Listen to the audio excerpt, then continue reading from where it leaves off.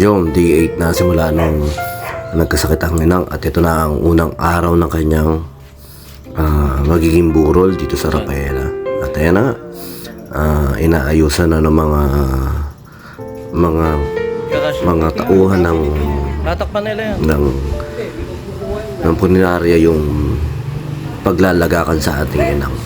Tsaka dumating na rin sila Tito Arnold kasi diyan kami nag-stay. Inintay muna namin na dalhin yung inang bago kami nag-uwian para kumuha na ng syempre mga gamit namin sa bahay at para mag-stay na nga din dyan dahil sa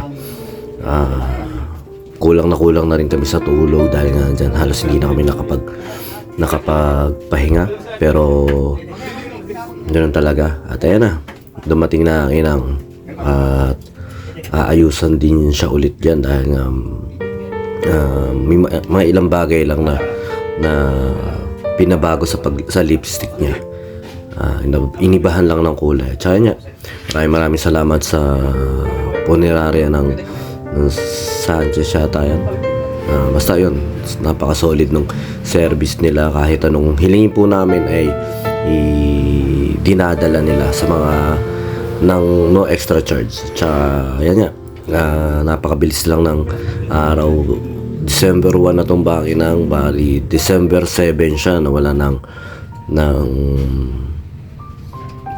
hininga. At ayan na nga, ito ng inang dahil nga dinala na siya. At ayan, mamaya mga hapon darating na rin yung mga pininsa namin dyan, mga tita namin. Medyo lagi akong wala dyan ng gabi kasi nga 7, 8, 9, 10 7, 8, 9, 10 may event ako. Kaya nung mga nakarang araw sa 6 days na yon, sabi ko inang hanggang 6 days ako makapagbantay sa'yo. Sa simula 1 hanggang 6 nandoon ako. Pero yung 7 niya, baka hindi ka ako makatulog. 7, 8, 9, 10 may event tayo sunod-sunod. Kaya nung unang gabi hindi rin ako nakapag, pero nandiyan ako, lagi ako naglalamay, pero lagi akong dumarating ng 12, parang ganon. Kaya hindi ko nakikita o nabibidyo yung mga ibang taong nagpupunta. Tsaka yan, dyan na rin kami nagkainan nila tita ng mga anak sila, tita Janet, Tito Arno, Tito Haji, sila tita Neneng. Late na nakapunta niya kasi dapat sila mamahinga kasi nga ikakasal din kinabukasan. 7 na yun day, ano na yan pwede na kayo kumain, meron na yan. December 7 yan. December 8 ikakasal si Insan Ronald. At ayan nga, nagkakainan nga kami. Si tita Janet Neneng muna, sabi namin mamahinga rin muna dahil nga ayun ang hinihiling niya, sana umabot ang inang sa kasal ni Buna. Kaso hindi na kinaya siguro ng inang at nabulungan na rin naman ni Insan Bunaya na kung hindi mo na kaya talaga inang sige na, kaysa nakikita na yung sitwasyon niya na gano'n. Tsaka yan niya, nalinis na, naayos na yung lugar ng kanyang pinaglagakan. Napakaganda ng inang nito, parang ang mami, tawag niya ang mami dyan.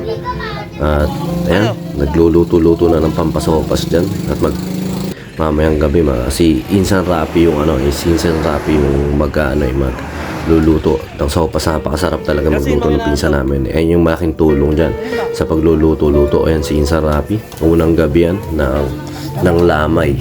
At lagi naman lang dyan yung mga pininsa natin at mga kasama natin yan. Ayan na nga, syempre umalis nga rin ako ron sa kasi may event niya ako. Lagi na ako compromise kapag may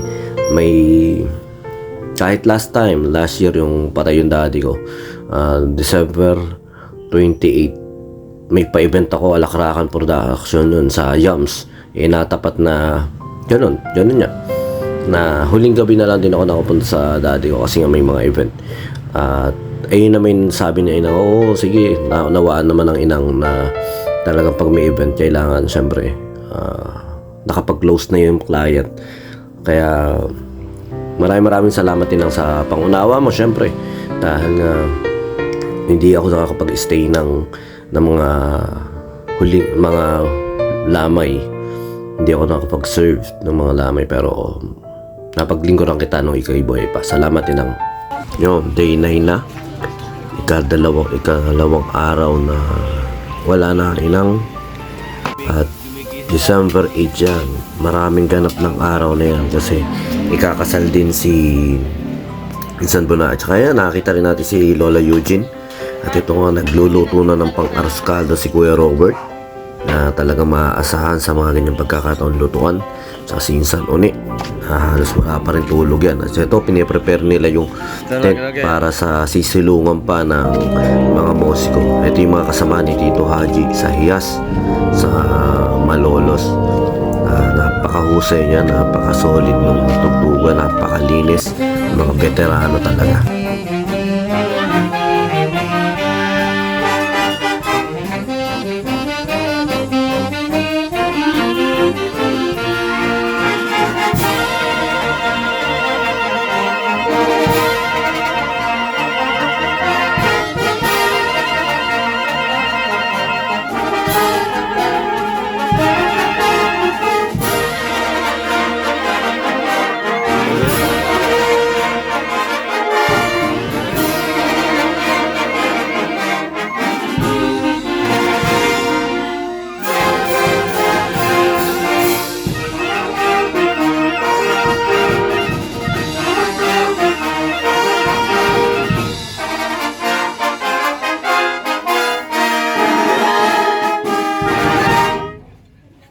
At ayun din, dumating nga din pala si Vice Mayor ng Baliwag, si Vice Cecil Quimpo.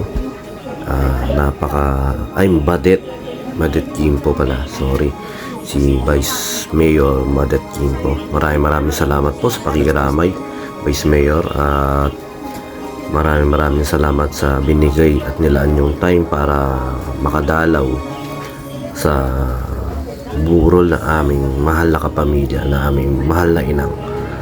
At nawa marami pa po kayo mapaglingkuran sa ating bayan. Maraming salamat po dito. At saka yan, maraming siyempre mga nagdadatingan na mga kasamahan nila Tita Janet, nila Tito Haji sa burol na ating mahal na inang. At saka ito, nagpe-prepare na kami ng ipapamerienda sa mga musiko. Dumating na rin sila Insan Bella at saka si Insan Arnie, mga anak ng Tito Arnold. At ito, patuloy na siyempre tumutugtog yung banda ng musiko. Parang halos 3 hours yata sila habang pinrepair na natin yung niluto ni Kuya Robert kanina na arroz caldo para ibigay o ipamerienda sa mga tropa ng Tito Haji. At ang Tito Haji nga pala, magkaanak sa kasal yan kila Buna, kaya medyo nauna siya umalis at hindi rin naman siya nakapaglakad, pero nakapagpakita rin siya rin sa simbahan. Kaya medyo haggard at conflict sa schedule, pero ganyan talaga ang buhay. May mga hindi tayo inaasahan na pagkakataon, pero kailangan natin gampanan yung mga dapat nating gampanan at umayon na lang sa sitwasyon. Ganyan talaga. At saka ito, nagpe-prepare na rin yung mga nakatapos na rin sila makatugtog at napaka solid talaga. Wala akong masasabi sa banda ng Hiyas at napaka solid. Basta may upload din natin yung mga video nila dahil napakaganda talaga. Tsaka ito yung mga bata, mga naglalaro-laro lang. Wala pa naman yung ibang mga pinsan nila dahil nga karaniwan gabi nagdadating yung mga anak ng mga pinsan ko. At may mga kanya-kanya rin mga pinagagawa. Tsaka ito, solid lagi si Tito Pito na kahit ano yung paggawa namin ay talagang maaasahan. Tsaka ito na nga, Okay na po yan. inayos nila isang tent para iduktong doon sa kabila para mapakinabangan niya dahil nga kinakapos din niya sa lugar. Tsaka ito, pumunta muna ako sa kasal ng ating pinsan dahil nga kami naman ang sound system dyan, nagkatapat-tapat nga yan. December 8 at saka nakakita mo naman pagdating sa venue, tropa namin yung nagtitipak at nag-lechon. Ayun, shoutout nga pala kay Ninay na tropa natin, mga bata-bata tayo. Tsaka yun nga, ang mga bata na ito siyempre experience on yan. Tsaka congrats sa mga pinsan natin, si Insan Buna tsaka si Insan Evelyn. At pabalik na ako ulit sa Inang. Ayan na, balik na tayo dyan. Sana maglit lang naman tayo at nakikain lang naman tayo ron sa reception ng ating insan na si Bula. So ayan nga, nakita mo nga naman yung mga nagdadatingan na nakikipaglamay. Medyo kapos nga kami talaga sa upuan, sa table, dahil hindi rin namin nasa na dadagsayin kami ng mga ganyang kadaming bisita na kamag-anak para makiramay nga sa aming lola, aming inang. At ayun nga, ang grupo naman ng mga taga-Tarkan, ang grupo ng mga taga-Mandadasal na tropa naman ng ating Tita Glenda at saka Insan Lenlen. Napakasolid talaga ng mga tropa natin dyan sa side ni Tatang at saka ni Inang. Kasi yung tatang nila at tatang ko, tatang namin, magkapatid. Nanay nila at saka si Inang yung namatay ay magkapatid din. At ito na nga, talagang napakasipag namin insan si Une. Talagang maaasahan yan. Tsaka ito yung mga bata na sa panahon na yan, syempre parang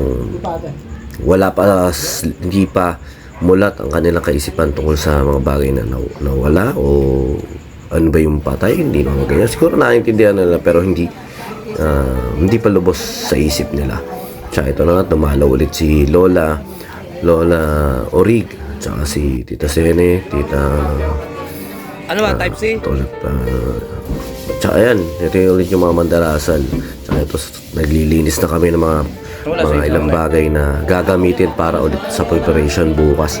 Napakasolid ng nilutong arroz caldo ng tito ni Kuya Robert hanggang gabi. Talagang Sa taas.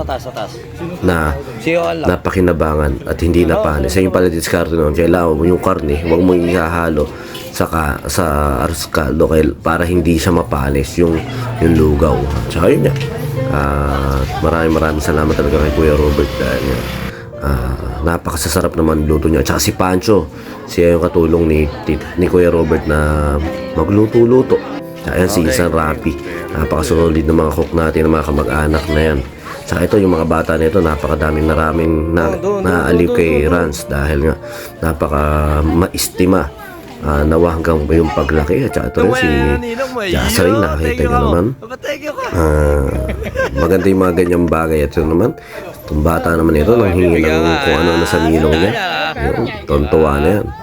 At sila pa rin doy. Na-shot din kami nito ng konti dahil nga dumating din niya si Tito Amang dyan. Pero hindi talaga sagaran. Isang bote lang gusto ko magpabili. Ayaw na nila kasi nga parang ewan ko masyado na pagod na rin sila o inaantok na. Tsaka yan, natira na lang din yung konti, yung kami na lang din. Pero halos simula day 1, unang araw hanggang sa last night, napakadami, punong-puno yung karsada na yan. Kaya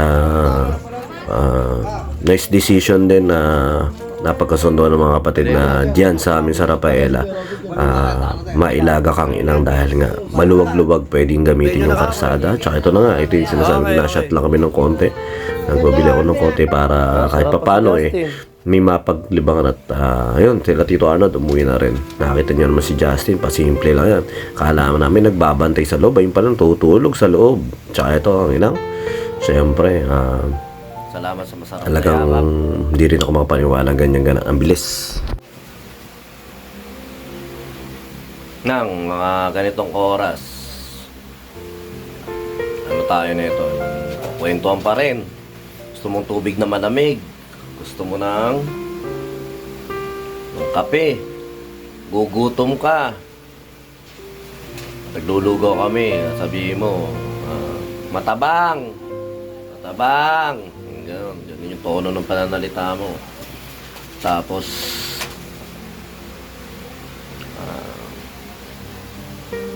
papalitan ka namin ng damit. Minsan, basta may yakap ka sa akin na minsan na pinakakain ka namin ni Jeffrey. Talagang hinikpitan mo yung pagyakap. Basta, iba yun. Iba sa pakiramdam. Salamat sa opportunity na nakakasama ka namin. Naging lola ka namin. Blessing kay Lord, syempre, na 88 years. At bilang mga apo mo talagang salamat. Lalo na ng mga bata kami. Pag tayo nanonood ng TV, pabibilin mo kami ng binusa. Ano mo yun? Didikdikin mo yun, di ba? Didikdikin mo. Kasi wala ka naman ngipin na. Nanonood tayong boxing, nanonood tayong palibasa lalaki. Mga ganong memories, tatang. Yan. Tsak naman, magkakilala pa kayo ni tatang saan man kayo magkikita. Nawa, gabayan nyo ang inyong mga kapamilya. Gabayan nyo kami. Basta mahal ka namin. Mahal namin kayo. At pinaramdam ko sa iyo yun, sa ilang araw na huling araw natin mga pagsasama. Kahit nung malakas ka pa, alam mo yun. Alam din mo rin, kahit hindi naman tayo perfecto lahat, hindi perfecto yung pamilya natin. Pero, basta, salamat din ang ilang araw na lang, maalis ka na, hindi ka na namin makakita. Pero, hindi ka namin makakalimutan. Alam mo yun.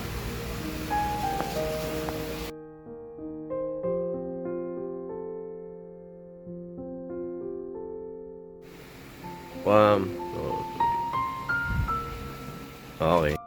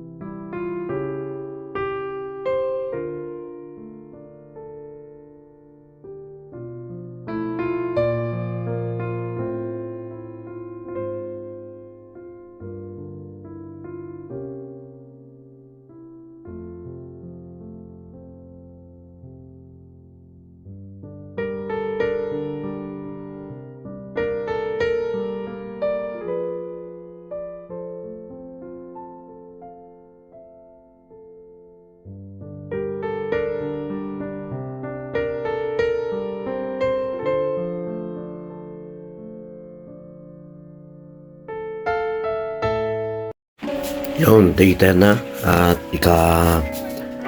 third day na at last night na mamaya ng inang.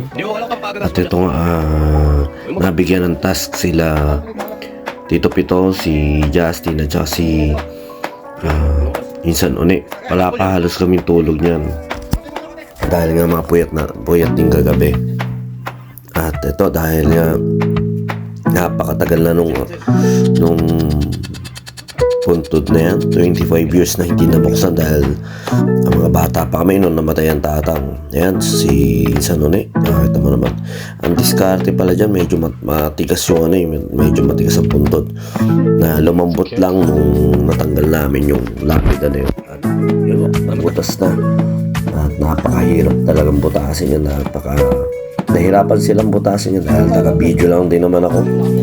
At yan na, nabutas na. Lumayo kami ng konti kasi pinasing. Pero halos naman wala naman sumigaw. Pero ang sabi nga nun, yung alabok o parang nasasama lang sa hangin delikado pa rin yun. O masama pa rin sa kalusugan ng mga buhay. At ayan na, tinuloy-tuloy lang yung paano yung pagbubutas dyan. At talagang medyo nahirapan pa rin.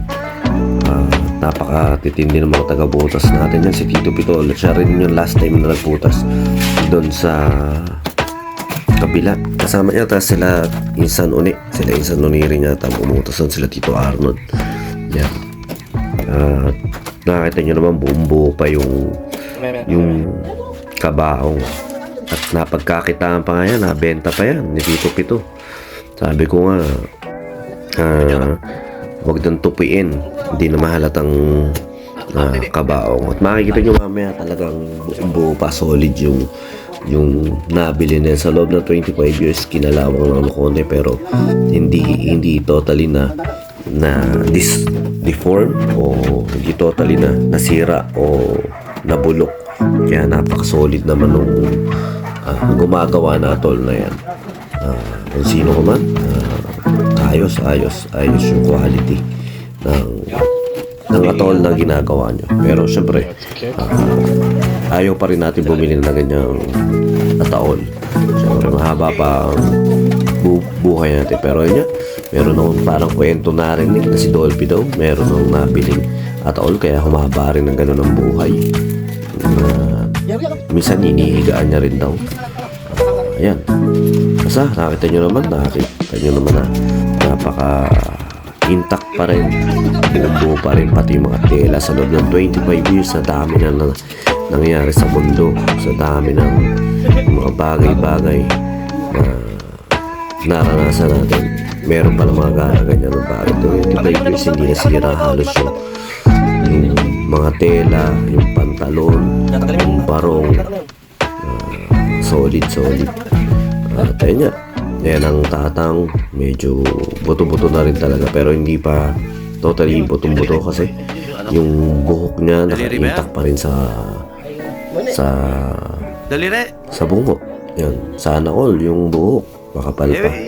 Pero ayun nga, nakita niyo naman yung barong, pwede pang gamitin ni Tito Pito yan.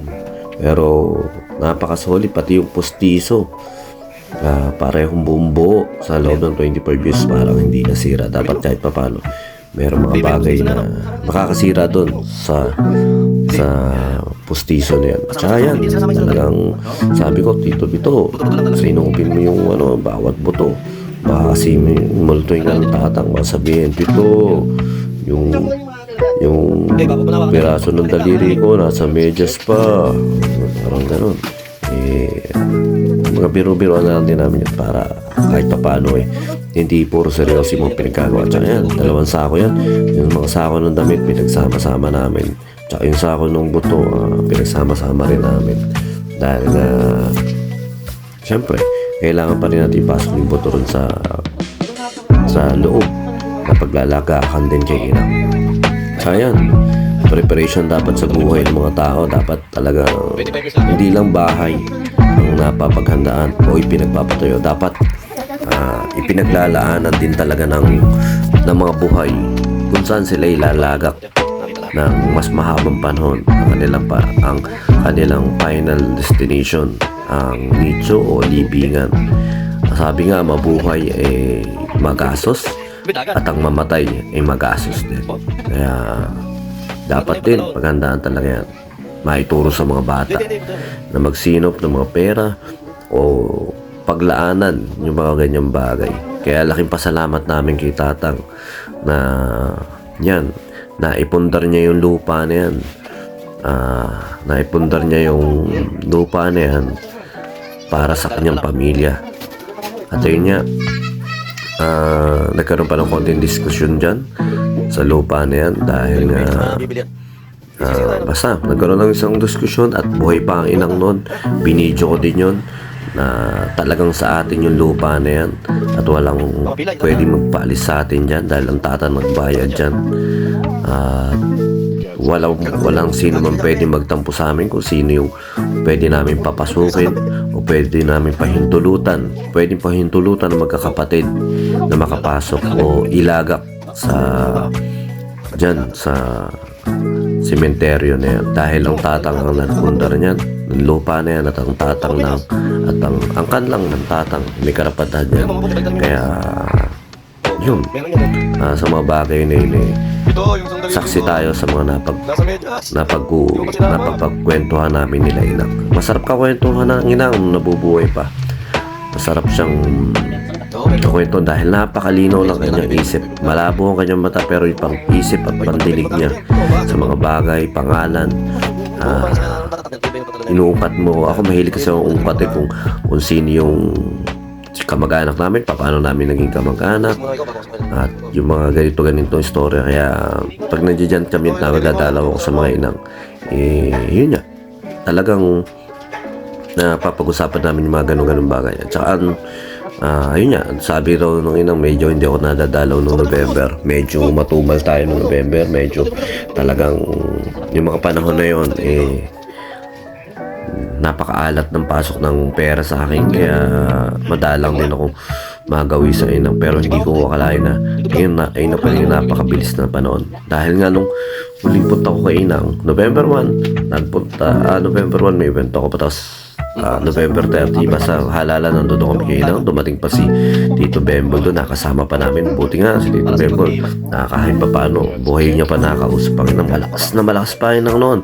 Talagang ano lang. At nung punta namin nung November 25 o 24, dahil aalis nga kami, doon ko na una nakita at kinabahan ako na parang may something ang inang na dinaramdam dahil huminat na inihingal na nga.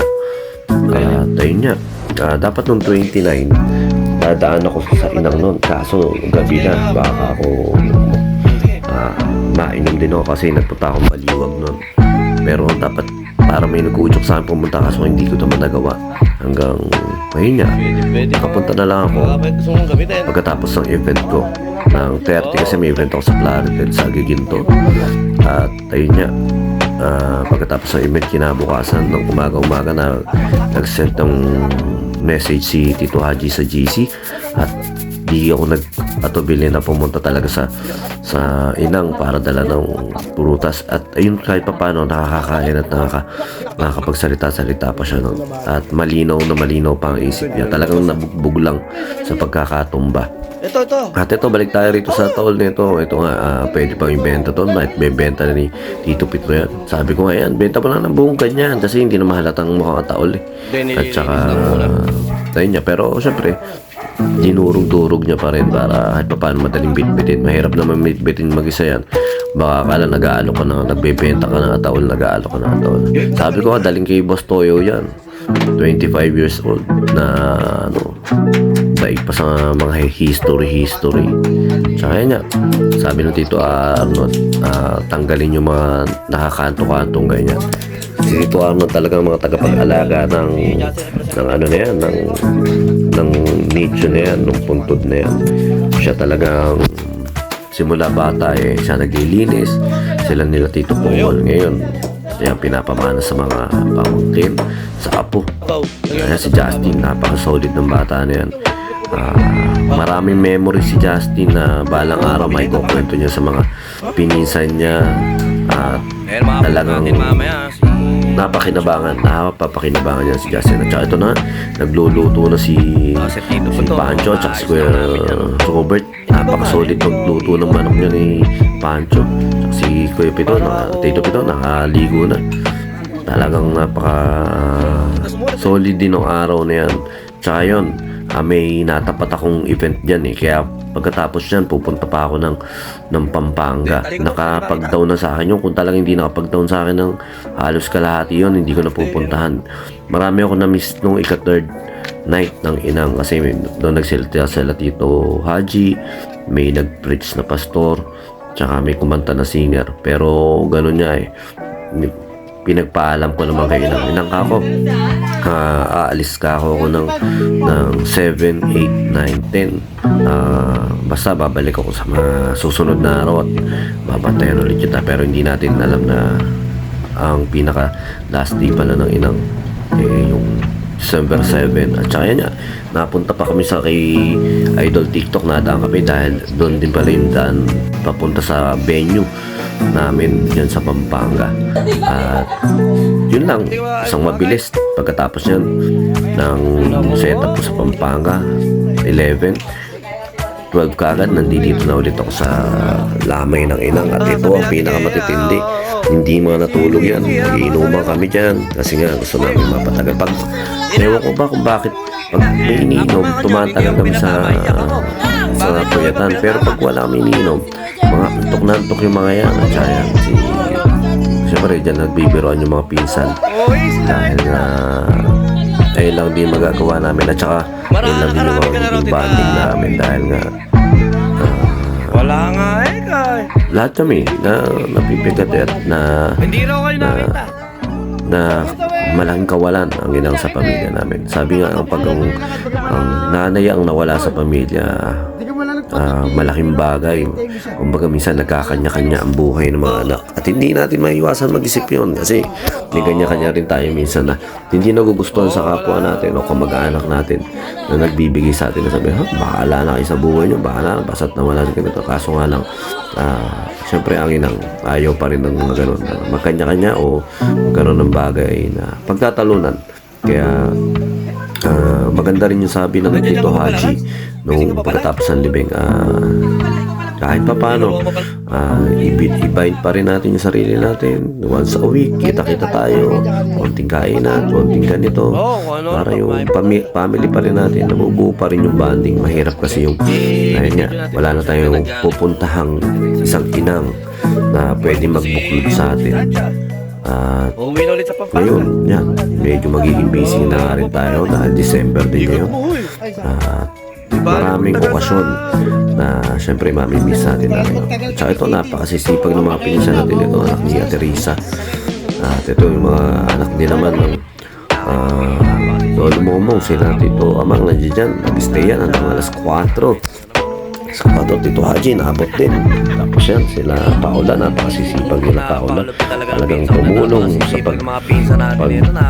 pag-ihiwa ng carrots sa yan, si Insan. Pinagas na ni Insan yung carrots. Napaka-sisipag at saka talaga nagpa-umaga na dahil huling gabi na nga ng inang at mamaya ay ihahatid na namin siya sa kanyang huling antungan. Magkakasama na sila ni Tatang sa iisang puntod sa tagal din nila hindi nakita, sa 25 years din silang nagkalayo. At ayan nga, sabi nga, ang pintuan ng langit ang kabaong o ang sementeryo. Kaya sa mga takot na mapunta sa langit, hindi mo pwedeng didaanan sa sementeryo. Lahat tayo dyan hihimlay. Tsaka yan, si Kuya Robert, napaka-solid hanggang umaga. Siya ang nagluto, siya talaga nagtitimpla. Unang ano rin niya kasi, unang apo na, yung apo nila si Teresa, yun yung asawa. Kaya talagang mga bata-bata, napaka-solid yan. Tsaka salamat kila Isang Rosby, tsaka kila Tomas. Talagang nakipuyat sa amin. Madaling araw, alas 5 na yata sila umuwi. Tsaka ito si Boss Pancho, si Barit Pancho, nakakita nyo naman. Salamat ulit mga Insan, nakakita nyo naman. Talagang hindi umalis, talagang nakipaglamay.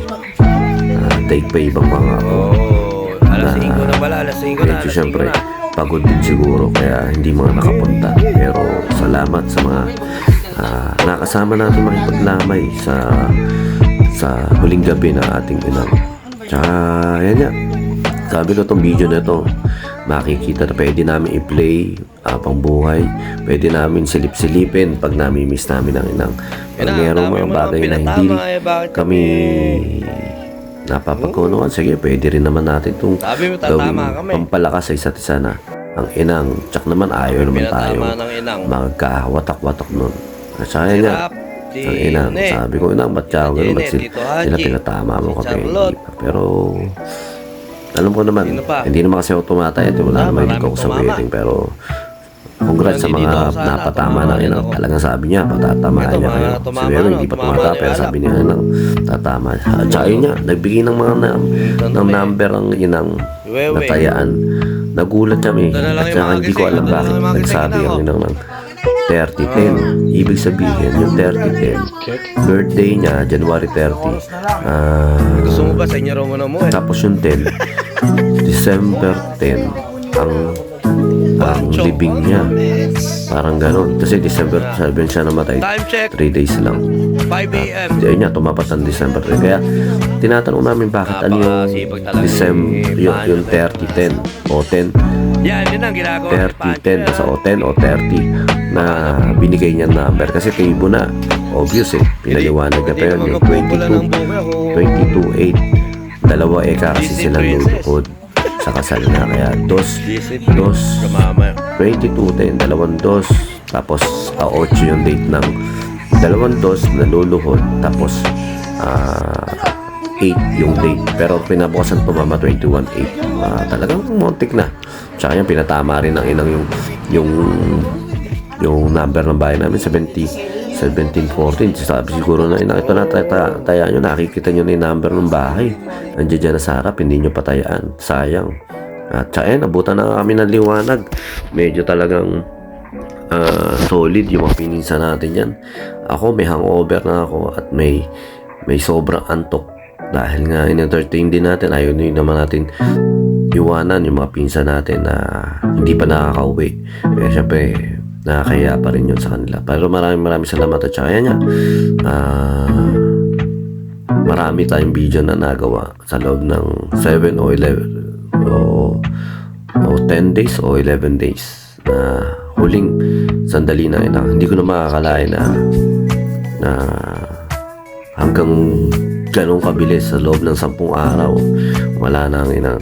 Pero ganun talaga ang buhay. Pagpasalamat natin yung mga panahon na nakasama natin sila. At kaya nga habang may panahon tayo na buhay pa yung mga tao na mahalaga sa atin, paunawa o paramdam na lang natin sa kanila na mahal natin sila o mahalaga sila sa atin.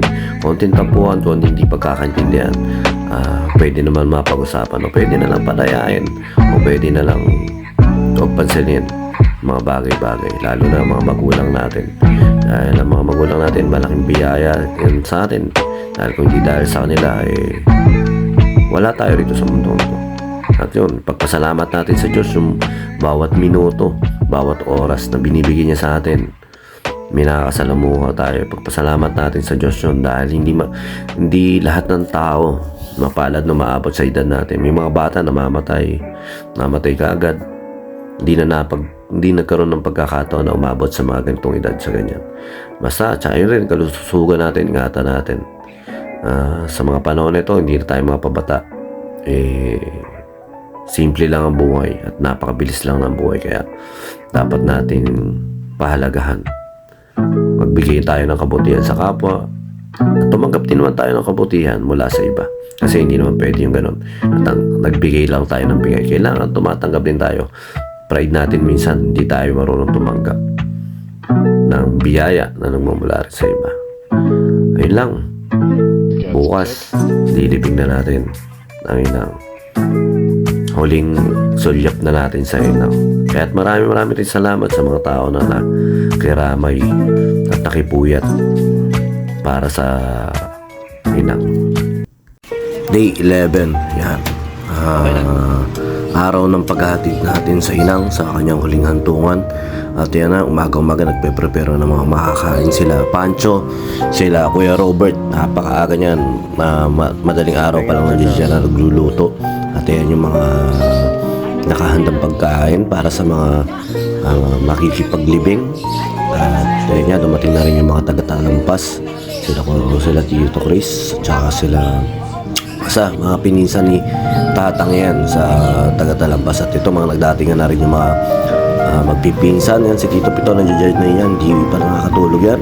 Mga nagdatingan na rin sila Isan Aisa, tsaka si Ate Risa tumawag na rin, sila Lola Laga, tsaka yan yan, mga kamag-anakan natin, yung mga magpipinsan na syempre unti-unti nagpapaalam tayo sa inang dahil uling pagkakataon na masisilayan natin siya at maaaring masabi natin kung anong mga bagay na pwede natin mabanggit sa kanya.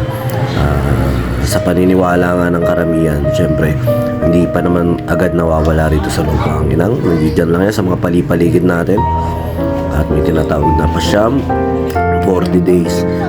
Sa mga hindi naniniwala o mga naniniwala, syempre kanya-kanya pa talagang Pilipyan. At saka yan ang kato ng Rapela. At ito na picture na dahil mamaya ipe-prepare na yung paglalabas sa inang. At saka ito ang tropa ni Jeffrey na magbibigay ng konting musika sa paghatid sa ating inang. Ang lolo ko na kasi namin nung ililibing, may musiko din. At saka nung mga nakarang araw nagbigay na rin ng patugtog ang Tito Haji dyan sa mga kasama niya sa Hiyas. Napakasusoli, napakagagaling ng banda ng Hiyas. Talagang napakalinis ng tugtugan, accurate, talagang nakatono, magaling, napakausad.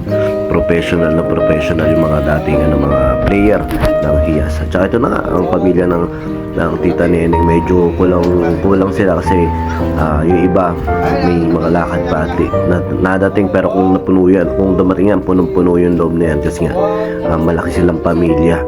Kaya ito, si Tito Arnold de la Arnie, syempre sinama na nila si Dayan na nasa cellphone, kahit na nasa ibang bansa, nagpuyat na abangan ganap sa libing na aming lola na si Inang Paseng, aming inang.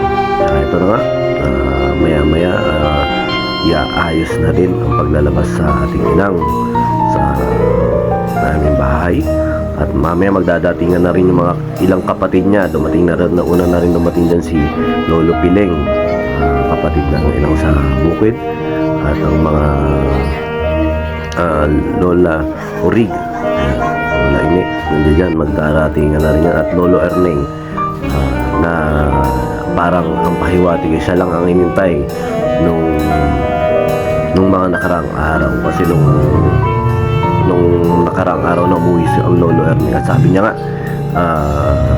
sa ang inang, siya lang ang pinuntahan niyang buhay kasi nung sa lahat ng mga kapatid niya napupunta niya na lang ng halos patay na. Pero ngayon ang inang bago mamatay, nakita pa sila o narinig pa ng inang ang boses ng kanyang kapatid na si Lolo Ernie. Kaya ayun niya, parang ang konklusyon, parang siya lang ay hinihintay. Pero yun niya, isa sa pag-aaral, ang huling kahuli-huli na nawawala sa parte o sa kamalayan ng tao ay ang tenga. Kaya kahit na wala ng pintig ang puso niyan, pero yung tenga niyan na nakadirekta sa utak ay nakakarinig, nakakaunawa pa. Kaya sa mga huling sandali, pwede pa natin sabihin sa mga mahal natin sa buhay yung mga gusto natin sabihin. Pero ayun nga, kami nagawa namin yun ng mga huling gabi o ng mga huling araw. At nagpapasalamat tayo sa mga nakiramay na kamag-anak. Napaka solid, napakadami na nakipaglamay. Hindi rin namin na-expect kasi nga akala namin hindi pupuntahan yung lugar namin kasi nga hindi pamilyar sa mga kamag-anak kasi nasa Rapela. Pero ang talagang bahay ng inang sa Matanda, sa Sonsi, sa Makinabang. Yan na nga, dumating na rin ang Lolo Erneng. At tsaka ako, makakawit yung kami nito kakaabot dahil nga sa daming apo, daming kamag-anak na yan yung magkapatid, Lolo Erneng at tsaka Lolo Piling. Kasi 4 na lang silang buhay halos na ayan, malalakas at may mga edad na rin. At tsaka ito nga, sila yung huling nagharutan pa nung mga panahon na yon, na sabi niya pagaling pa, palakas. Pero yun nga, parang siya lang ang hinintay. At nung kinagabihan, syempre kompleto ulit yung anak. At nung kinagabihan niya na yun bago mag alauna o 12:30 ay napansin na nga namin wala nang hininga ang aming lola, ang aming inang. At ayan nga, ang 4 na natitira magkakapatid na Santos, ang Lolo Erneng, paboritong kapatid ng inang dahil nga kuya yan, tawag diyang kuya kasi yun yung kauna ng panganay na lalaki sa kanila.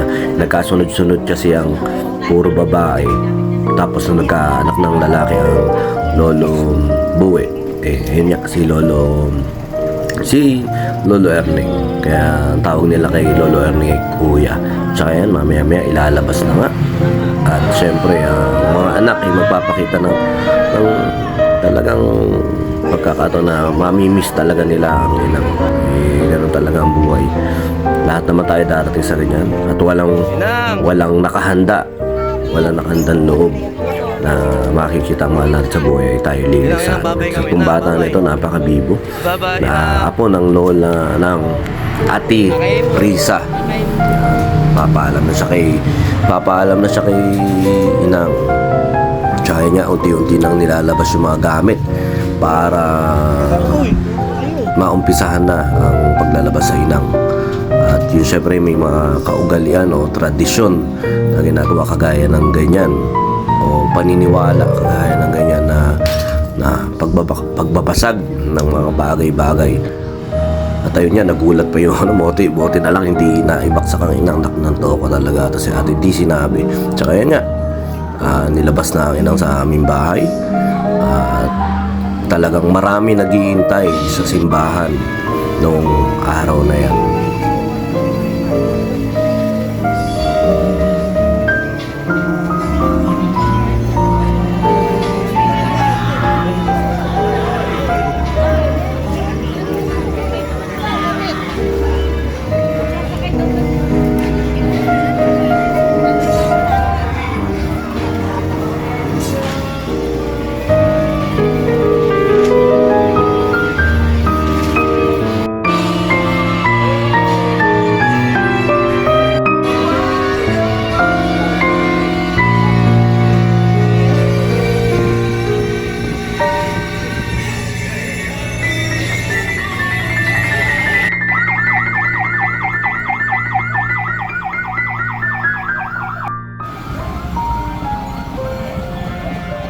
Wala na.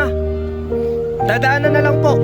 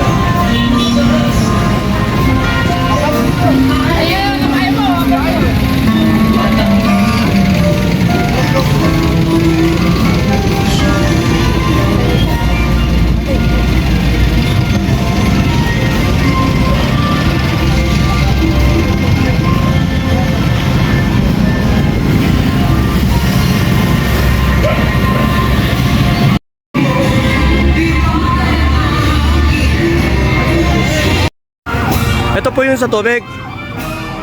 Yun nga, medyo naubos na kami ng tubig at nakita ko si Insan Tomas. Sabi ko, Insan, sakay mo ako.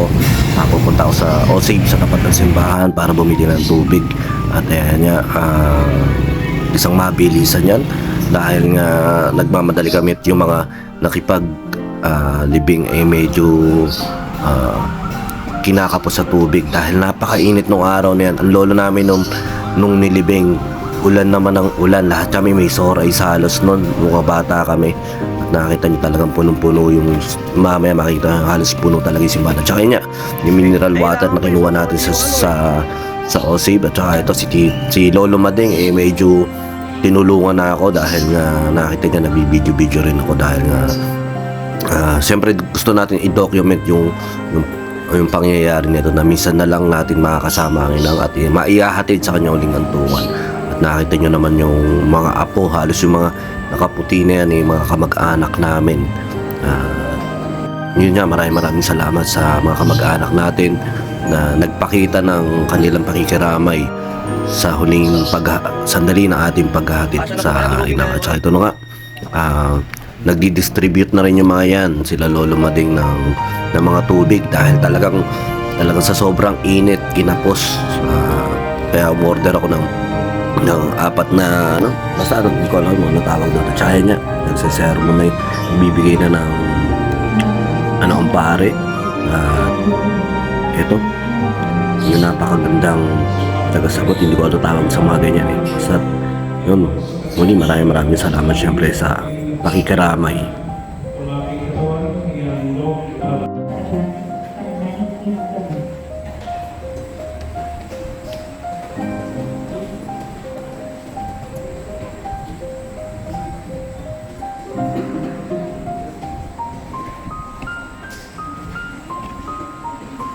po sa inyong lahat. Ito po ay nagpapasalamat sa mga diramay, sa pamilya Santos, sa pamilya Santiago, sa pamilya Peralta. Maraming salamat po sa pagdamay sa aming nararamdaman sa kapigatigan.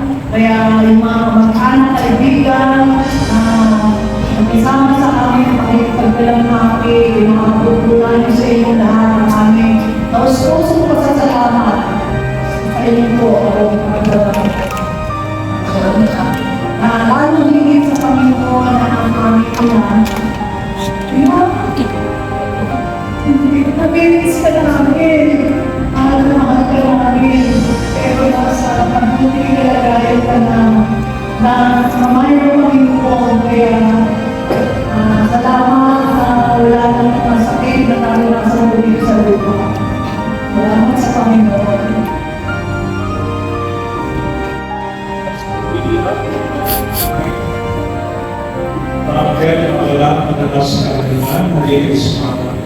Pagiliw na tumanaw sa piling na po. Pagiliw na tumanaw sa piling na po. Pagiliw na tumanaw sa piling na po. Namin sa iyo sa prosika na kumain sa buwan ito. Tungkol sa pagkakailangan sa buhay sa alam-alam sa pag-ibig at sa pagkakasa. Dalam na niyang kailangan na tiwag sa tinggal sa tingin sa kailangan ng pilis ng pagkakasulat sa pag-iso ng pagkakitaya sa mga ng santo pasika tayo na imunan parin sama wala ikalilay sa pinag-usapan. Amen. Alam sa iyo ng pagkakamahan, mga respeto nawa, ng pumikapan at dapan ng Diyos. Ito din mo sa alam mga alas Espiritu Santo. Amen. Tulong namin ang mga kaibigan sa Pagkakamahan.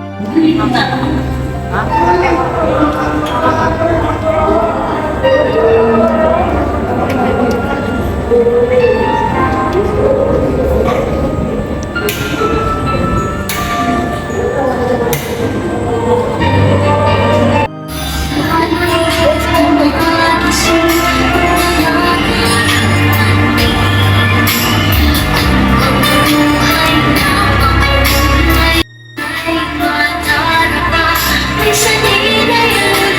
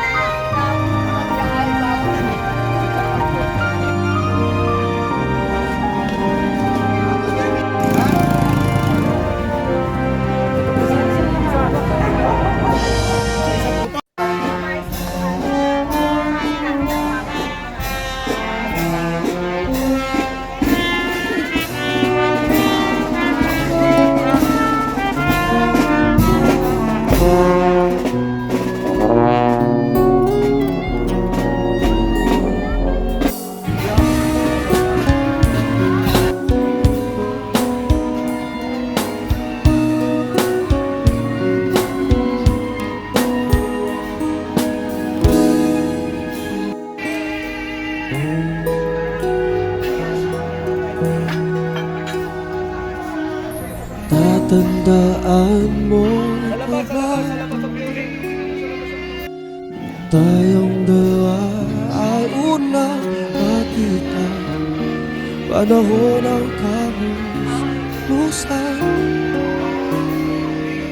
sa piling ng mga bulaklak at halaman. Doon tayo nagsimula pangarap ang simula.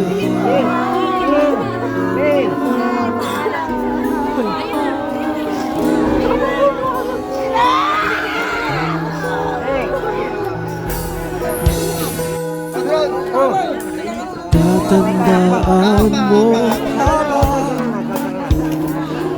bukit kong puso sa puno mangga at ang inalay ko lumang mela.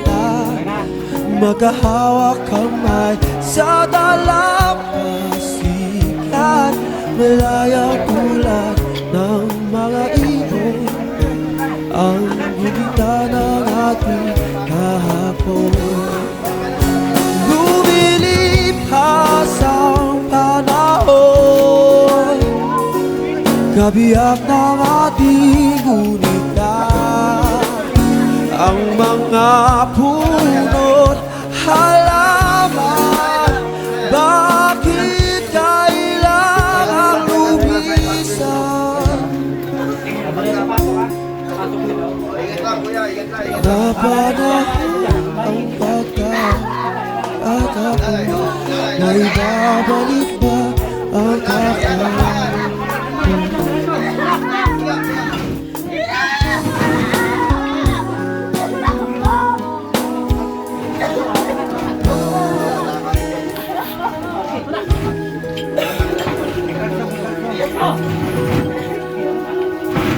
Nung ikaw ay nagbalik at tulad ko rin ang iyong pananabik, makita ang dating talunan, tahanan ng ating tula. Ang pangarap ngayon ay naglaho na, sana hanapin pa. Lumilipas ang panahon, kabiyak ng ating gunita. Sa paglipas ng panahon, bakit kailangan natin lumisan?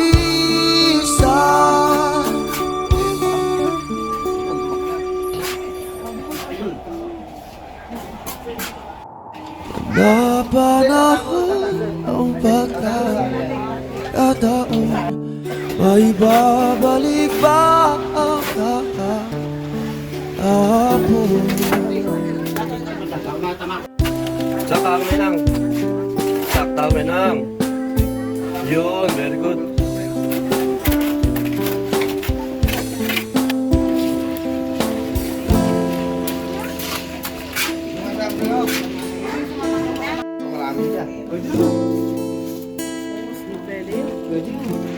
Mamaya makawala si Inang. Tumangay ako sa anin, nasarapan ako yung putang na tipla nila Robert. Tamis. Kapon. Okay, nawala kayo. Nawala. Mamay, alaga mo! Kasaway! Nasawa pa ako. Dalas na ma. Bili ko na naman kita ng...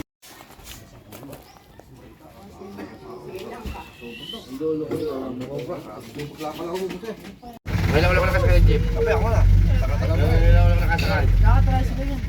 Sure. Hindi nga sasabay eh.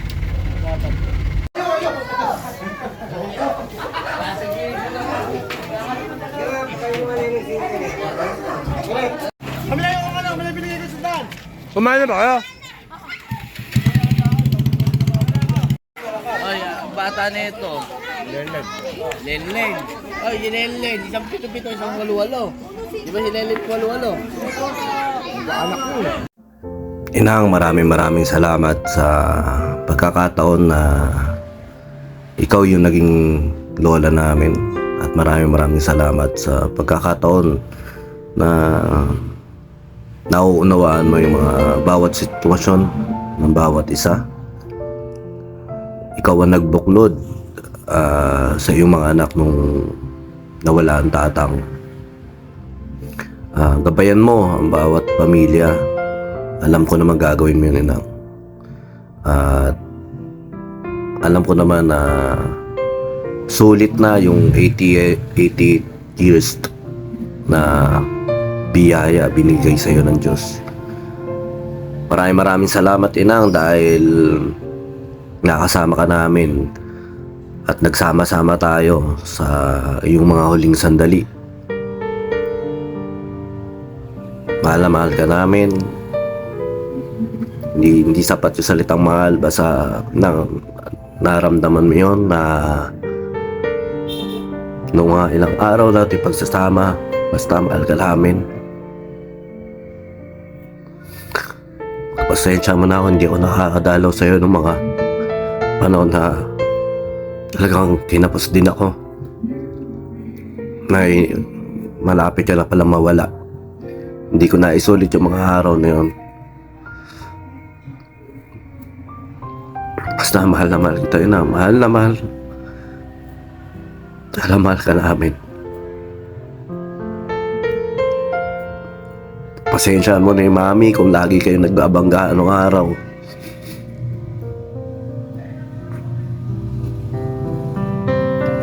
Patawarin mo yung mga anak na nagkatampuhan, nagkaganyan. Basta, yun lang, mahal na mahal ka namin. Sa ngayon, hindi pa namin nararamdaman yan na wala ka na. Pero sa mga susunod na panahon, susunod na okasyon, mararamdaman namin yung pagkamis sa'yo. Yung patawa ka lang namin, yung narinig lang namin yung boses mo, malaking bagay na sa amin yun. Sa mga apo na makakapanood nito balang araw, sa mga tao na makakapanood nito, pahalagaan natin siyempre yung mga mahal natin sa buhay. Hindi man tayo sapat sa financial na bagay, yung presensya natin na makakasama tayo ng mahal natin sa buhay, napakahalagang bagay pala sa kanila yun. Tsaka darating pala talaga tayo sa punto na tatanda tayo, mag-iisa tayo, magkakanya-kanya yung mga magiging anak natin, at sarili na lang natin yung talaga makakasama natin. Sa panahon na yun, huwag natin kakalimutan tumawag sa Diyos. Ayun lang. Siya na lang naman talaga nagbigay ng buhay. Siya lang may karapatang bumawi nito. Asay nang maraming salamat. Mahal ka ng mga anak mo. Di man tayo perfecto, pero mahal na mahal ka ng mga anak mo. Salamat sa iyo. Salamat sa pagkakataon na ibinigay mo sa amin. Hanggang sa muli, sa ating mga pagkikita, nawa mayakap ka namin ng isang masarap muli. Salamat nga pala sa isang yakap mo sa akin nung bago ka mawala. Maraming salamat. Hindi ko makakalimutan yun. Tito Aje, pinagluto lang si Yan. Tito Arnold, nagpakain lang ng manok. Mamaya babalik ko yun. Mamaya may konti. Ano ang bagay ko nila? Apa? Bagay ko nila. Ubas? Balat ko, yung pangabula. Hindi pa ba binibigay si Balato niya? Hindi nga. Naku po pala. Hindi pa pala binibigay sa yung Balato. Yan. Mamaya may konti yun. Mamaya. Patamahin mo ulit. Kaya tanga ko. Pinatama mo na nga. Patamahin mo lahat. Para boga birthday mo. Na. Very tatawag. Mas may tatama. Tatayaan ko yung G30 na sinasabi mo raw. Tayaan natin bukas ang bulto. Basta pagaling ka para sa birthday mo si Buna kakasal pa. 8. Ha? 2:11. 2:8. Tatay natin. O, sige. 2.8, tatay natin bukas yan. Dalawa sila ayun. Dalawa sahod. Dalawa sila makalahal. Dito sa sila. 2.8 yun, dalawa nakaluhod, no? Ganun pala yun. Kasi mag-asawa nakaluhod. Tapos, 2. Dala 2, 8.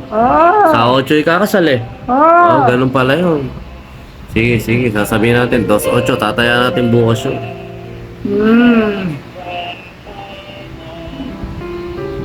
Makalahal. Ha? Dito sa ayun. Oo, pag 2 pala, 2 nakaluhod, kaya 2.8. Sige, sasabihin natin, numero nila yun, 2.8. Baka umabol pa eh, baka pag 2 lechon eh, ano?